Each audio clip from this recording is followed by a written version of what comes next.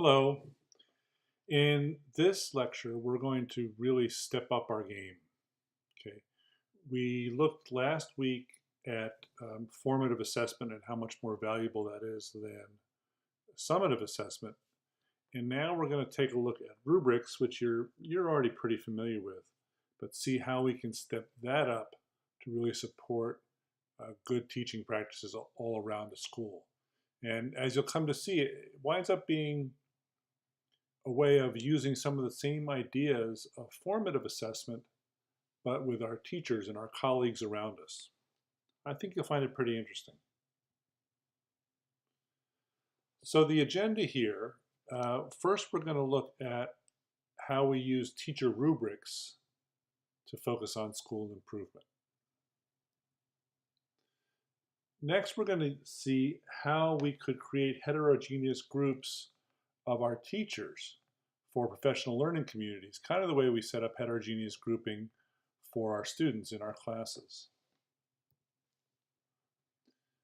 Next, we're going to talk about different ways of getting a look at our teaching so we can have really good information, really good data about what's going on in our classrooms, what our teachers are doing, what our kids are doing.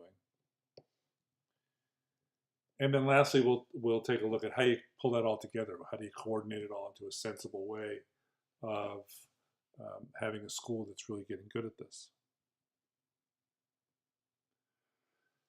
You might be familiar with that phrase, when you have a hammer, everything looks like a nail. So it's a way of saying that the tool that you're using really focuses your mind on what's going on in the thing that you're observing. You may remember from work you did with Dr. Anderson that she gave you a rubric to assess rubrics, right? A way of telling if a rubric is any good. We have all kinds of rubrics these days for teacher performance, and we're going to take a look at what makes a good rubric, and I'm going to ask you to think about whether the ones that are working in your school are any good or not.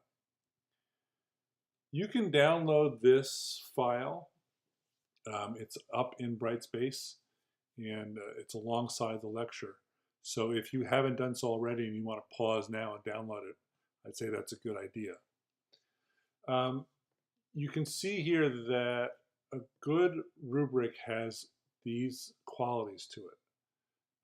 It's very clear what the criteria are, right? We can tell what the difference is between different levels of the criteria, each of the criteria, right? So here we have 4, right? Unacceptable, acceptable, good or solid, and exemplary. Are they reliable rubrics? In other words, if more people use them, are they all getting pretty much the same results? If not, it's not very reliable. Does the rubric communicate well to the learners about what it is they should be doing? Does the rubric support the learner thinking about their own learning? And how engaged are the learners in that rubric's development and use of it? Okay, so download that rubric and take a look at it. The rubric to assess rubrics. Now, teacher evaluation is all about rubrics these days. Your school might be using one of a variety of them. One of the most popular is the Danielson model that breaks into 4 areas: planning and preparation, classroom environment, instruction, and professional responsibilities. Another popular one is the Marshall plan, or not the Marshall plan, but the Marshall rubric, which breaks into 6 areas: planning and preparation, classroom management, delivery of instruction. You see, so far pretty similar. Then they have monitoring, assessment, and follow-up, family and outreach to community, and professional responsibilities. Now, because these things are determined, the use of them is determined district by district. You know, each school district has its own opportunity to decide what system they're going to use, the Danielson model, the Marshall model, or whatever. There are occasions when a district will write its own.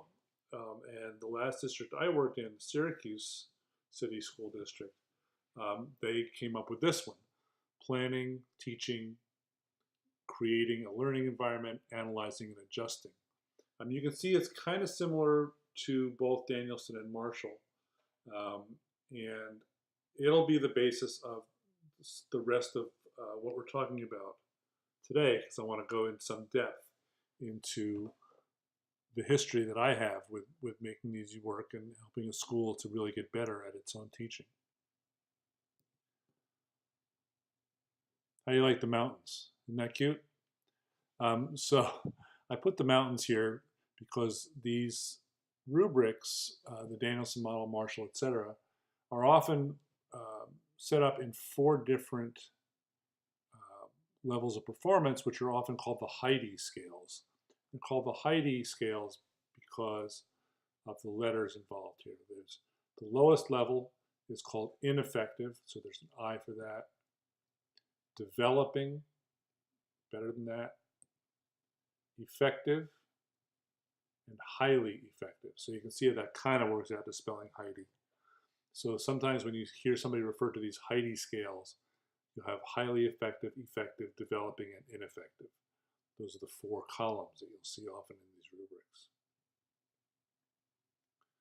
Now, in the last school I was at, we decided we wanted to really use these teacher rubrics and the, excuse me, let me back up a second. But in that school, we had figured that we really needed to focus on one particular area of our teaching and learning, okay?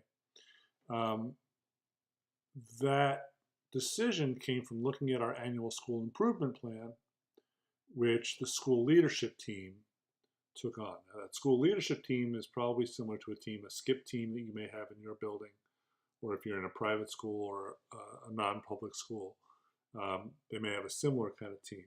So that has stakeholders from all over the school, right? Maybe somebody from each grade level, specialists, special ed, a parent, etc.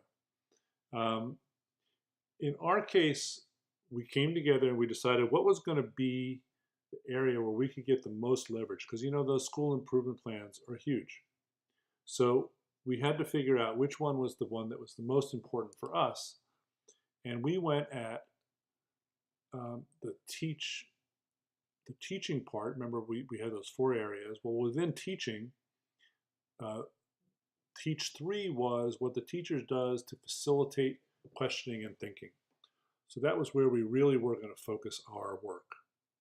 And getting back to the Heidi scale, okay, so within planning, teaching, creating a learning environment, analyzing and adjusting, we were looking at teaching, and specifically, we wanted to look at, within teaching, how does a teacher facilitate questioning and thinking?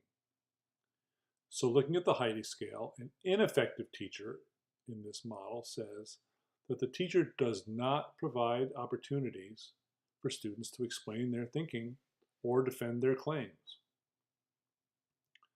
A developing teacher provides varied opportunities for students to explain their thinking and defend their claims. Okay, so that's there. An effective teacher, though, provides varied and appropriate opportunities. See that change, right? It's not just varied opportunities, but appropriate opportunities for students to explain their thinking and to defend their claims to their peers.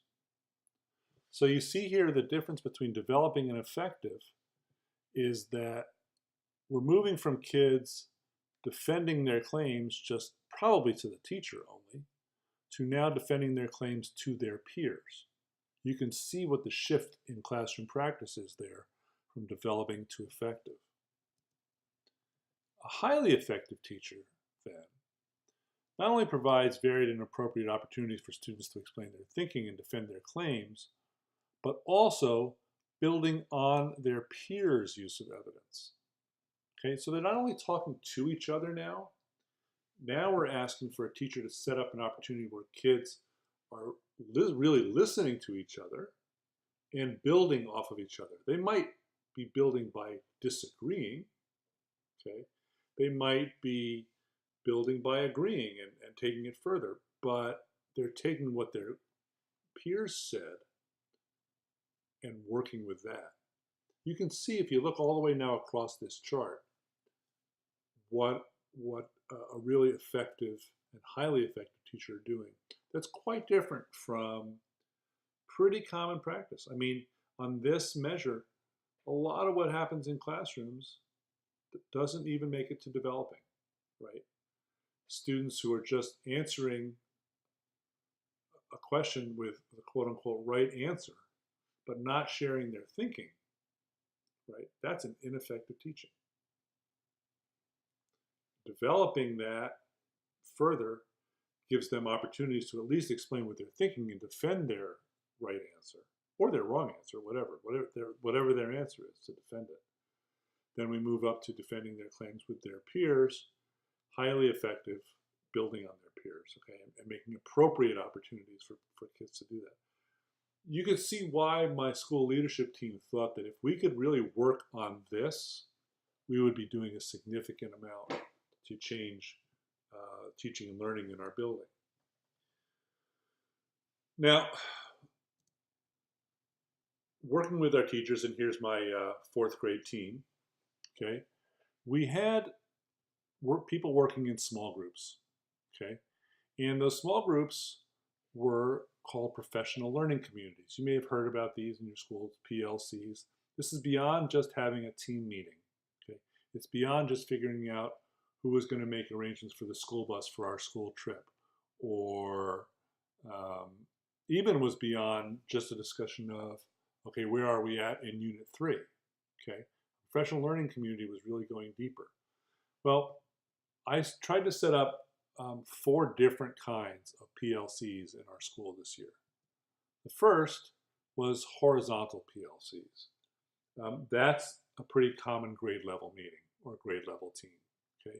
If you're in a secondary school, that might be a department, the English department, world languages department, math department, whatever. Okay. Vertical PLCs were the second kind of PLC we had going. That was where you have one person from each grade level. So in this case, it was a pre-K through 5 school. So we had a pre-K, a K, a 1, 2, 3, 4, and 5th grade teacher, and one of the specials teachers, and a special ed or speech therapist in each team, in each vertical PLC, okay? Now here's a new kind that you don't see much, a skill-based PLC, okay? So these PLCs we're going to focus exclusively on Teach 3, okay? Questioning and thinking. And these were differentiated PLCs. We're going to go a little bit more into that in a minute. And then there was choice PLCs. This was a professional learning community that you could join voluntarily. And we put out, I think it was 3 different books that folks were interested in and could choose from to join. I have to be perfectly honest, with all the other work going on in the school, those choice PLCs, we really did not get off the ground. That would have been an area for growth in the next year. But what we're going to look at, especially now, is these skill-based PLCs, okay? Because, as I mentioned to you before, we really wanted to see how we were doing on that skill of questioning and teaching, Teach 3.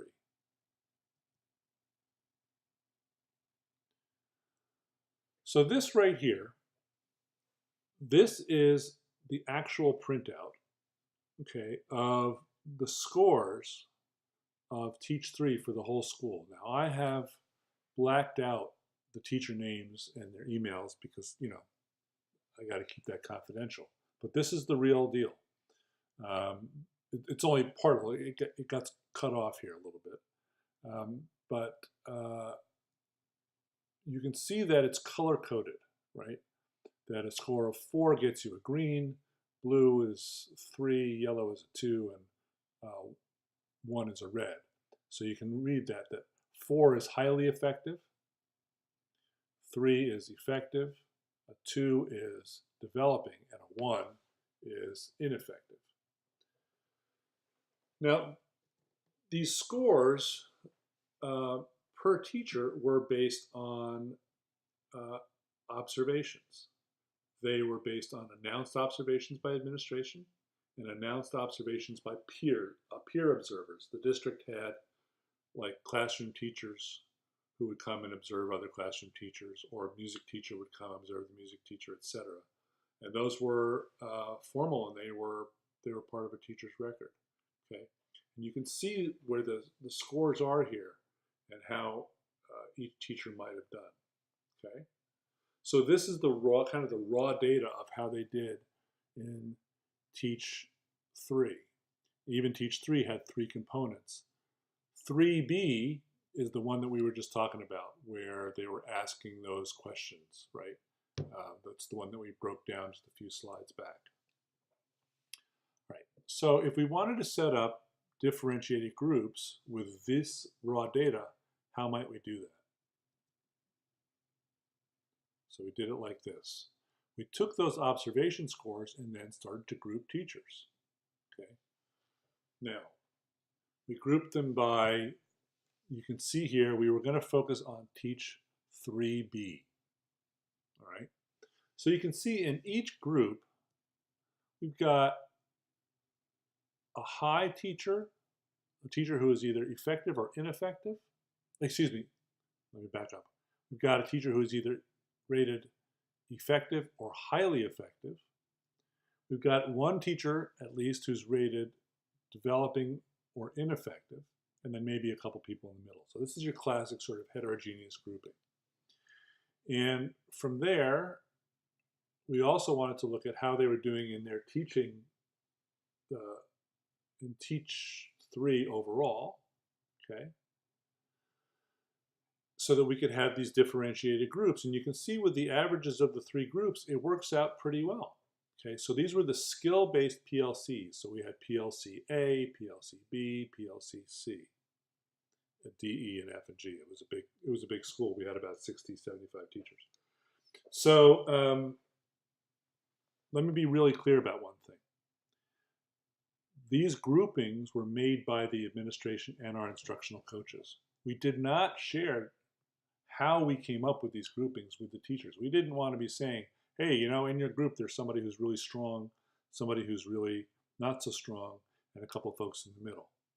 Okay?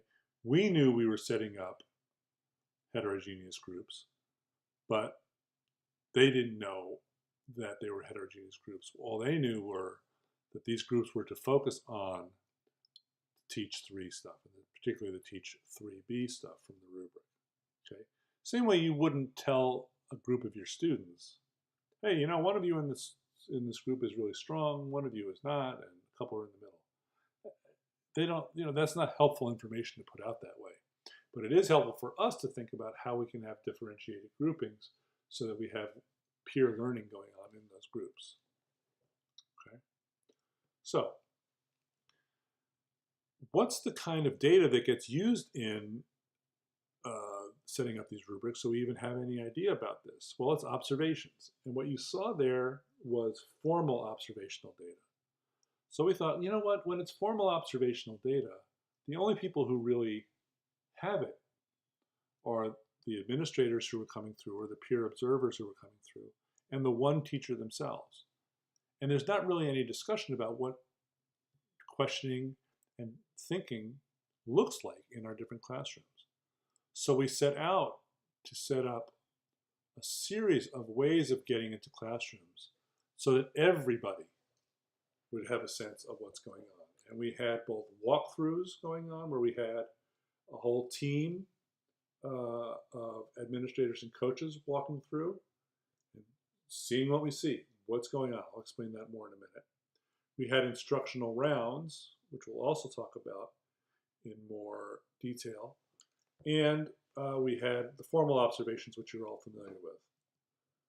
So these were 2 different kinds of observations. We had the formal observations, which you're really familiar with, as I said. Those would happen 3 to 4 times a year. But the informal ones, we were hoping to get somebody in classrooms every week, right? So that somebody was in your classroom, you were in somebody else's classroom. There was that kind of sharing and talking about what was going on a weekly basis. Formal observations tended to be full lessons. Informal ones were very quick. Okay, they were very brief. They might be 5 minutes, they might be 15 minutes, they were short. The formal evaluations were really, these were the summative ones. These were evaluative, right? Informal ones were much more like formative assessment. They were much more to give information back to the teachers about what's going on and how do we understand that, what does it mean. Formal observations, people always did these lengthy preparations. And the turnaround, because the write-ups were long, that took a long time. Informal ones, we got a rapid turnaround. The formal ones, again, were confidential. Those were between the observer and the observed teacher. But the informal stuff is shared. Let's have a conversation. What's going on in our classrooms? What these several kinds of observations all had in common was that they were all going to be evidence-based. What did we actually see? They were all going to have either administrators or peers. They were all going to be oriented to growth. And they'd all be aligned somehow. Now, in this case, as we've talked about, we had them all aligned to this Teach 3B thing. We're really focusing our attention on that. What's going on? Okay. So one of the main techniques we wanted to use in this is a thing called instructional rounds. All right. You might be familiar with the idea of medical rounds, where you have a bunch of medical students and a professor going around from bed to bed and talking about what's going on with the case. Each case at a time and asking questions and talking it through together, sort of learning together about what's going on. This is a picture of instructional rounds going on in the school. And you can see that there are these groups of educators, and they're all looking at what's going on here and starting to take some notes so they can go back later and have some conversations about what did we see, what did we hear, what was going on there. The picture that you're seeing right here is looking at kids. I don't know that we can see the classroom teacher in this photo, okay? In our case, we were focused on what were the opportunities for thinking that kids were having. You can see there's definitely some peer talk going on here, right, about what the problem is. And what questions were being asked. Those questions don't all have to be asked by the teacher, right? A good teacher is setting up opportunities for questions to be asked and thinking to be done by the kids. We want the kids doing most of the work, not the teachers, right? So this is still really useful. What kind of a questioning and thinking environment is a teacher setting up for their class? Now, some of the basics of instructional rounds. Who was doing them? We were going to have the teams and the PLCs do them and coach each other, right? So the instructional rounds group that's going about is, let's say, one of those skill-based PLCs, or it's a team doing it, okay, a grade level team, a horizontal PLC, okay, and one administrator or coach also with that group.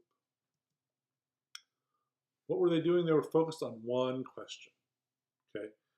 Again, it was that Teach 3B. What opportunities for questioning and thinking are going on? And we wanted to focus on what did we actually see, okay? What did we actually see? What did we actually hear? What were the artifacts around the room, in fact, of kids thinking, right? Were there examples of kids' work up and kids commenting on the work that was up? That's one way to set it up. Or was there nothing around there? What were the opportunities we could see? In instructional rounds, we moved from class to class, okay?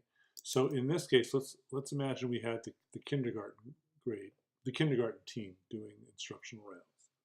So you had the 4 kindergarten teachers and the administrator or coach, okay?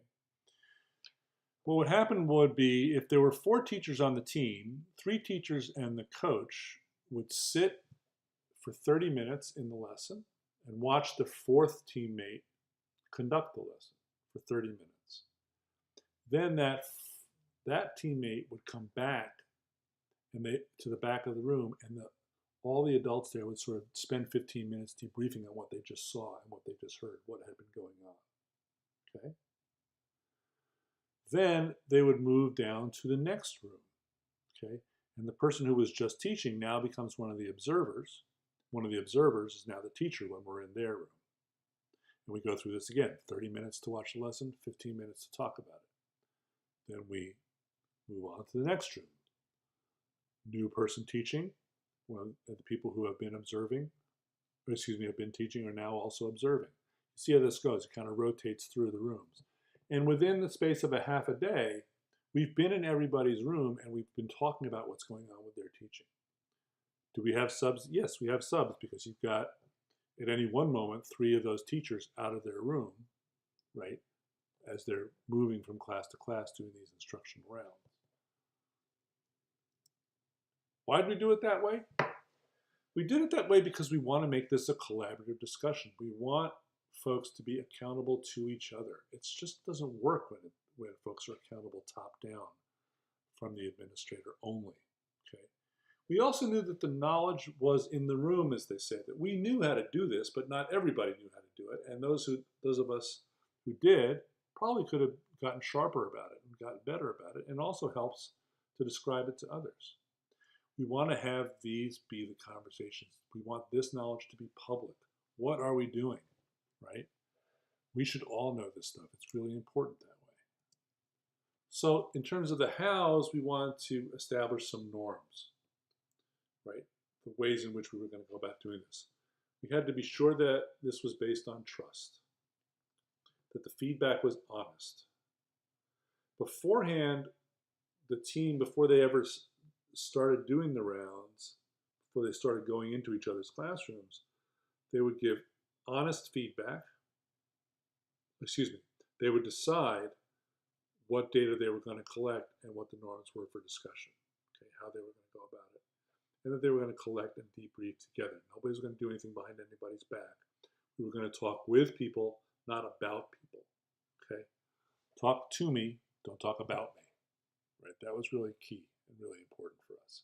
You can see what a very different way that is to go about using observation and using this data, right? And you can see also how closely this follows the idea of good formative assessment, right? Because that information gets to the person who needs it the most, who can then set goals for moving forward and change their practice, change what they're doing, okay? Now, instructional rounds were one of several kinds of observation we were doing. If you remember, I said to you a few slides ago that we had scanning walkthroughs and targeted walkthroughs also. So a scanning walkthrough was really fast. We would go through the whole school in about 3 to 5 minutes each. What did we see about teaching and questioning techniques, or thinking and questioning techniques, excuse me? What could you see in 3 to 5 minutes? It was admittedly a very quick scan. What did you hear? What did you see? We were just looking for trends, okay? The team would split up and go all over the school. These were the admins and the coaches. And we would have these trends, and we would talk about what are those trends. And then we would report that back to everybody. That was in the first week of the month. In the second week of the month, again, the administrators and the coaches would go to 10 rooms, okay, and spend 10 to 15 minutes each, and then talk with those individual teachers right afterwards about what did we see about Teach 3B, about questioning and thinking opportunities and techniques. In the third week, we would do those instructional rounds that I just walked you through, okay, that I just told you about. And one team would do that. Then that whole team would debrief. Then we would do in the fourth week of the month the same thing we did in the first week of the month, just this quick scan, boom. We're just going to take a quick look around the whole school and see what we see. Did all of that work we did over the course of the month make any difference? What did we see? Let's talk about that. Interesting, really good and powerful conversations can come out of that. You can see what a very different environment this kind of way of looking at observation and using data gets us all informed about what the teaching and learning is going on in our school. We're not cattle. We're not being driven anywhere. We're getting smarter with this work, and we're making decisions ourselves about what we need to do better. Okay. So overall, this is how we use data to focus and inform and empower our teachers. First, we focus on what's important and what's going to last. Let's think all the way back to what we talked about formative assessment before and what good assessment is before. Pick out the stuff that you know is going to make a real difference and focus on that. Okay. Second, that was really important was that everybody who worked with students was involved. This is not just information that we're keeping amongst the administrative team. Okay. We want this shared with all of our people who work with students. Next, we want to make sure that we're having rich conversations around this information. Okay? It doesn't do us any good if we just collect it and sit on it. Okay? I mean, it can be interesting to get in and out of each other's classrooms, and there's definitely something to be learned from that, but that's not as effective as our actually talking about what's going on and getting those conversations going on around the school, because eventually what it means, of course, is that we are all accountable to each other, not just up and down in a hierarchical structure.